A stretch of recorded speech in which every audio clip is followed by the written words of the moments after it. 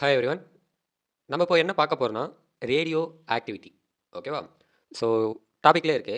ஆக்டிவிட்டினா நம்ம என்ன சொல்லுவோம்? ஏதோ சம்திங் நம்ம ஏதோ பண்றோம். அதுதான் ஆக்டிவிட்டின்னு சொல்லுவோம். இப்போ நான் ரெக்கார்ட் பண்ணிட்டு இருக்கேன். இது ஒரு ஆக்டிவிட்டி. அதே போல ரேடியோன்றப்போ என்னன்னா, ரேடியேஷன எமிட் பண்றது. ஓகேவா? ஸோ ஏதோ ஒரு எலமெண்ட் ரேடியேஷன எமிட் பண்ணுது. அந்த ஆக்டிவிட்டி பேர் தான் நம்ம என்ன சொல்லுவோம்னா, ரேடியோ ஆக்டிவிட்டின்னு சொல்லுவோம். அவ்வளோதான் டாபிக் முடிஞ்சுது. அப்படின்ட்டு போயிடாதீங்க. அதுக்கு என்ன மாரி எக்ஸ்ப்ளனேஷன் குடுக்குறாங்கன்ட்டு நம்ம கொஞ்சம் டீட்டெயிலா டிஸ்கஸ் பண்ணுவோம். ஆனா சிம்பிளான எக்ஸ்ப்ளனேஷன் இவ்வளவுதான். ஏதோ ஒரு எலமெண்ட் ரேடியேஷன் எமிட் பண்ணுது. ஓகேவா? அப்படி எமிட் பண்ற எலமெண்ட் பேரு நம்ம என்ன சொல்லுவோம்னா, ரேடியோ ஆக்டிவ் எலமெண்ட் சொல்லுவோம். சரி டீப்பா டிஸ்கஸ் பண்ணுவோம். சரி. இப்போ எல்லா எலமெண்ட்டும் அது மாரி எமிட் பண்ணிருமான்னு கேட்டா, பண்ணாது. அன்ஸ்டேபிளா இருக்கிற எலமெண்ட் தான் எமிட் பண்ணும். Wait a minute. ஓகே. அன்ஸ்டேபிளா இருக்கிற எலமெண்ட் தான் அது போல எமிட் பண்ணும். எப்போ ஒரு எலமெண்ட் அன்ஸ்டேபிளா இருக்குன்னு கேட்டா, 2 ரீசன். 1 Z greater than 82. அதாவது Zன்றது என்னது? Atomic number. கரெக்ட்டா? அட்டாமிக் நம்பரா? மாஸ் நம்பரா? Atomic number. அந்த அட்டாமிக் நம்பர் 82க்கு மேல இருக்கும்போது, அதாவது ஹைட்ரஜன், ஹீலியம், லித்தியம் சொல்லிட்டு போவோம்ல. அது மாரி 82வது எலமெண்ட்டுக்கு மேல போற எலமெண்ட் வந்து அன்ஸ்டேபிளா இருக்குன்றாங்க. அண்ட் தென் இன்னொன்னு என்னன்னா, ஐசோடோப்ஸ். எக்ஸாம்பிளுக்கு ம் ஆ கார்பன் எடுத்துப்போமே. இப்போ கார்பன்ல 6 இங்க 13 இருக்குன்னு வச்சுப்போம். இப்போ இதுல எவ்வளோ புரோட்டான் இருக்கு? 6 புரோட்டான் இருக்கு. நமக்கு தெரியும். என்னது? A = Z + Na. ஸோ ஏன்றது மாஸ் நம்பர், இசட்ன்றது அட்டாமிக் நம்பர். அட்டாமிக் நம்பர்ன்றது புரோட்டான். நியூட்ரான் வந்து எவ்வளோ நியூட்ரான் இருக்குன்ட்டு. இப்போ நமக்கு எவ்வளோ நியூட்ரான் வேணும்னு நம்ம கண்டுபிடிக்கணும்னா, N = என்ன பண்ணுவோம்? A - Zன்னு போடுவோமா? A 13 - 6 என்ன வரும்? ம் 7 வரும். அப்போ எனக்கு 7 நியூட்ரான் ஆனா 6 புரோட்டான் இருக்கு. அப்போ இது அன்ஸ்டேபிளான நியூக்ளி. அன்ஸ்டேபிளான ஐசோடோப். கார்பன் என்ற ஒரு எலமெண்ட்டோட ஒரு ஐசோடோப். கரெக்ட்டா? ஸோ அப்போ இந்த ஐசோடோப்பும் அன்ஸ்டேபிளா இருக்கு. இப்படி அன்ஸ்டேபிளா இருக்கும்போது இது என்ன பண்ணும்னா, இந்த ஐசோடோப்ஸோ R82க்கு மேல இருக்கிற எலமெண்ட்ஸோ என்ன பண்ணும்னா, ரேடியோ ஆக்டிவிட்டி, அதாவது ஒரு ரேடியேஷன எமிட் பண்ணும். ரேடியேஷன எமிட் பண்ணும். அது வந்து என்னன்னா, ஹைலி பெனட்ரேட்டிங்கா இருக்கும். ஓகேவா? ஹைலி பெனட்ரேட்டிங் ரேடியேஷன் எமிட் பண்ணும். பெனட்ரேட்டிங். ஓகே. ரொம்ப நேரம் எடுக்குமான்னு கேட்டா, ஸ்பான்டேனியஸா எமிட் பண்ணும். பட் அது அன்ஸ்டேபிள் ஆகுறதுக்கு ரொம்ப டைம் எடுக்கும். ஒரு சில எலமெண்ட்ஸ். அதுதான் வந்து ஆஃப் லைஃப் பீரியட். அது நம்ம பின்னாடி பார்ப்போம். Decay time. ஸோ அத நம்ம பின்னாடி டிஸ்கஸ் பண்ணுவோம். பட் அது எமிட் ஆகுற டைம் வந்து ஸ்பான்டேனியஸா நடந்துரும். டக்குன்னு. ரொம்ப ஸ்பீடா. ஓகேவா? ஸ்பான்டேனியஸா நடந்து 3 டிஃபரெண்ட் ரேஸ ப்ரொடியூஸ் பண்ணும். ஆல்ஃபா, பீட்டா, காமான்ட்டு 3 டிஃபரெண்ட் ரேஸ ப்ரொடியூஸ் பண்ணும். இது ஆர் இல்ல, காமா. ஸோ இத பத்தி நம்ம ரொம்ப டீப்பா டிஸ்கஸ் பண்ணுவோம். Alpha decay, beta decay, gamma decay. நம்ம இப்போ ரேடியோ ஆக்டிவிட்டினா என்னன்ட்டு பார்த்துருவோம். ஸோ இந்த ப்ராசஸ் பேர் தான் என்னன்னா, ரேடியோ ஆக்டிவிட்டி. ஒரு அன்ஸ்டேபிள் எலமெண்ட் ஆர் நியூக்ளியை. ஓகேவா? அந்த நியூக்ளியை என்ன சொல்லலாம்னா, பிலாங் டு நேச்சுரலி அக்கரிங் நியூக்ளியை. இது வந்து நேச்சுரலாக அக்கர் ஆகுறது. ஓகேவா? நேச்சுரலாக அக்கர் ஆகிற நியூக்ளியை அது ரெண்டும் அன்ஸ்டேபிள் ஆகிட்டு ரேடியேஷன், ஹைலி பெனட்ரேட்டிங் ரேடியேஷனை ஸ்பான்டேனியஸாக எமிட் பண்ணுச்சுன்னா, அப்படி எமிட் பண்ணும்போது ஆல்ஃபா, பீட்டா, காமா இது மூணுத்துல ஏதாவது ஒரு ரே, ஆக்சுவலாக இது என்னன்னா ரேஸ். ஓகேவா?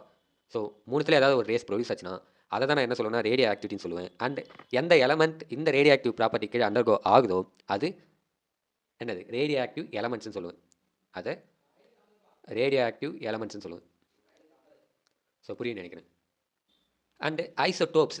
ஏதோ ஒரு ஐசோடோப் எலமெண்ட் இதாச்சுன்னா ரேடியோ ஆக்டிவ் எலமெண்ட். ஏதோ ஒரு ஐசோடோப்ஸ் இது பண்ணுச்சுன்னா, ஐசோடோப். ஓகே. ஸோ அந்த ஐசோடோப் இது பண்ணுச்சுன்னா, அதை நான் என்ன சொல்லுவேன்னா ரேடியோ ஆக்டிவ் ஐசோடோப் அப்படின்னு சொல்லுவேன். ஓகேவா? ஸோ உங்கள் புக்கில் என்ன கொடுத்துருப்பாங்கன்னா 14 கொடுத்துருப்பாங்க. அதாவது C6 கார்பனுக்கு 14 கொடுத்துருப்பாங்க. இது வந்து என்னன்னா நமக்கு ஆக்சுவலாக 6 இப்படி தானே இருக்கணும். C6 12 இதான் வந்து ஸ்டேபிளான கார்பன் ஆட்டம். பட் இங்கே வந்து நியூட்ரான் வந்து 2 எக்ஸ்ட்ரா இருக்குது. 8 இருக்குது நியூட்ரான். ரைட்டா? அப்போ இது வந்து அன்ஸ்டேபிள். அப்போ இது என்ன பண்ணால் ரேடியோ ஆக்டிவ் ரேஸை வந்து எமிட் பண்ணும். அப்படி எமிட் பண்ண அந்த ப்ராசஸ் பேர் தான் நம்ம என்ன சொல்லணும் ரேடியோ ஆக்டிவிட்டி. அண்ட் இந்த ஐசோடோப் பேர் தான் நான் என்ன சொல்கிறேன், இது கார்பனோட ஒரு ஐசோடோப் தானே. ஸோ இதை நான் என்ன சொல்லுவேன்னா ரேடியோ ஆக்டிவ் ஐசோடோப்ஸ்னு சொல்லுவேன். இப்போது 82 மட்டும் தான் எமிட் பண்ணுவான்னு கேட்டால் அப்பயும் இல்லைன்றாங்க. இன்னொரு ப்ராசஸ் என்ன சொல்கிறாங்கன்னா, 2 லைட்டர் நியூக்ளியை, 2 ஏதோ ஒரு லைட்டர் நியூக்ளியை ஐசோடோப், அதாவது நம்ம இது வரையும் நியூக்ளியஸில் தான் ஃபோக்கஸ் பண்ணுறோம். அதை நல்லா புரிஞ்சுக்கோங்க. ஸோ ஏதோ ஒரு 2 எலமெண்ட்டோட நியூக்ளியை, லைட்டர் நியூக்ளியை அதோட நான் 2 ஐசோடோப்பு சேர்க்கும்போது, இங்கே எக்ஸாம்பிளுக்கு இங்கே ஒரு எலமெண்ட், இங்கே ஒரு எலமெண்ட் வச்சுப்போம். ஓகேவா? ஸோ ஏ இசட்டு, ஏ இசட். ஸோ ஏதோ ஒரு 2 எலமெண்ட்டை நான் சேர்க்கும்போது எனக்கு என்ன ப்ரொடியூஸ் ஆகுனா, ஒரு எக்ஸ்ட்ரா இதோட இது 2 ப்ராடக்ட்டு. ஸோ எக்ஸ்ட்ரா ஒன்று ப்ரொடியூஸ் ஆகும். அதை வந்து என்ன சொல்லணும்னா டாக்டர் சொல்லுவோம். இது பேரண்ட். அது கூட நான் ஒன்று ஆட் பண்ணுறேன். அது அண்ட் அப்படி சேரும்போது எனக்கு நியூட்ரான் ஆர் எலக்ட்ரான் வந்து எமிட் ஆகும். ஓகேவா? ஸோ இங்கே ஒரு எலமெண்ட் வரும். இப்போ என்ன விஷயம்னா, 2 லைட்டர் நியூக்ளியை சேர்க்கும்போது எனக்கு இங்கே ஃபார்ம் ஆச்சுல ஒரு எலமெண்ட். அந்த எலமெண்ட் கூட என்னவா இருக்கலாம்னா ரேடியோ ஆக்டிவ் எலமெண்ட்டாக இருக்கலாம். ஆர் ரேடியோ ஆக்டிவ் ஐசோடோப்ஸாக இருக்கலாம்ன்றது தான் விஷயம். ஓகேவா? ஸோ புரியும்னு நினைக்கிறேன். இப்போ ஆல்ஃபா ரேஸ்ன்னு சொல்கிறோம்ல, இந்த ஆல்ஃபா ரேஸ் மோஸ்ட்டாக எதை எமிட் பண்ணுன்னா, வேறு கலர் சூஸ் பண்ணவா? ஓகே. ஸோ இந்த ஆல்ஃபா ரேஸ்ன்றது மோஸ்ட்டாக ஹீலியம் ஐசோடோப்பை தான் வந்து ரிலீஸ் பண்ணும். பீட்டா ரேன்றது எதை ரிலீஸ் பண்ணால் எலக்ட்ரான்ஸ் ஆர் பாசிட்ரான்ஸ் ரெண்டுத்தில் ஏதோ ஒன்று ரிலீஸ் பண்ணும். அண்ட் தென் காமா ரேன்னு பார்த்தோன்னா அது என்ன எமிட் பண்ணுன்னு நமக்கு புக்கில் கொடுக்கல. பட் உங்களுக்கு நீங்கள் கூகுள் பண்ணி பார்த்து நீங்கள் கமெண்ட் செக்ஷனில் சொல்லுங்கள். பட் ஆல்ஃபா அண்ட் பீட்டா இருக்குல்ல, ஸோ இது ரெண்டும் என்னன்னா எலக்ட்ரோமேக்னெட்டிக் ரேடியேஷன் கிடையாது. இது ரெண்டும் எலக்ட்ரோமேக்னெட்டிக் ரேடியேஷன் எமிட் பண்ணாது. ஓகேவா? ஸோ காமா ரே மட்டும்தான் எலக்ட்ரோமேட்டிக் ரேடியேஷனை எமிட் பண்ணும். ஏற்கனவே சொன்னது தான், ரேடியேஷனை எமிட் பண்ணும். அப்படி எந்த ரேடியேஷன் எமிட் பண்ணுதோ ரேடியோ ஆக்டிவிட்டி. ஸோ புரிஞ்சிருக்குன்னு நினைக்கிறேன். பொறுமையாக பாருங்கள். அண்ட் ஒன் மோர் திங் என்னன்னா, mass of the initial nucleus before decay. ஒரு ஒரு எலமெண்ட் எடுக்கிறீங்க. இப்போ இந்த எலமெண்ட்டை கூட எடுத்துப்போமே. ஸோ இந்த எலமெண்ட்டோட கூட இன்னொரு எலமெண்ட் சேர்க்குறேன். அப்போ 2 எலமெண்ட்டு ஆர் 2 ஐசோடோப்பு. 2 ஐசோடோப்போட நியூக்ளியஸுக்குன்னு ஒரு மாஸ் இருக்கும். கரெக்டா? ஸோ அந்த மாஸ் வந்து 2மே கிரேட்டராக இருக்கும். எதுக்குன்னா, இப்போது இங்கே 2 + 2 இது பண்ணுறேன். பட் எனக்கு வரது என்னவா வரும்னா 5 தான் வரும். ஏன்னா ரிலீஸ் ஆகி ஒன்று வந்து நியூட்ரானோ ஏதோ ரிலீஸ் ஆகிடும். ஓகேவா? பாசிட்ரானோ ஆர் எலக்ட்ரானோ ஆர் ஹீலியமோ ஏதோ ஒன்று ரிலீஸ் ஆகிடும். அப்போது இல்லை இங்கே 3 வரும், சாரி. ஸோ அப்போ mass of 2 nuclei is always greater then the, எனக்கு அவுட்கமில் என்ன வருதோ ஃபைனல் நியூக்ளியஸ் கூட கம்பேர் பண்ணும்போது கிரேட்டராக தான் இருக்கும் அப்படின்றாங்க. ஓகேவா? புரிஞ்சிருக்குன்னு நினைக்கிறேன். பொறுமையாக பாருங்கள். டவுட்ஸ் இருந்தால் கமெண்ட் செக்ஷனில் கேளுங்க. அண்ட் ஒன்ஸ் அகைன் எதாக இருந்தாலும் கமெண்ட் செக்ஷன் கேளுங்க. லைக் பண்ணுறீங்களோ இல்லையோ, புரியல எதாக இருந்தாலும் கமெண்ட் செக்ஷன் கேளுங்க. ரொம்ப சிம்பிளாக சொல்லிட்டேன். இது யார் கண்டுபிடிச்சாங்கன்னா ஹென்றி கியூரி கண்டுபிடிச்சாரு. அண்ட் நோபல் பிரைஸ் வாங்கினாரு. அதுக்கப்புறம் மேரி கியூரி ரேடியம் என்ற ஒரு மெட்டல் கண்டுபிடிச்சாங்க. இவர் யுரேனியம் ரொம்ப டீப்பாக டிஸ்கஸ் பண்ணார். அண்ட் தென் மேரி கியூரி இன்னொரு நோபல் பிரைஸ் வாங்கினாங்க.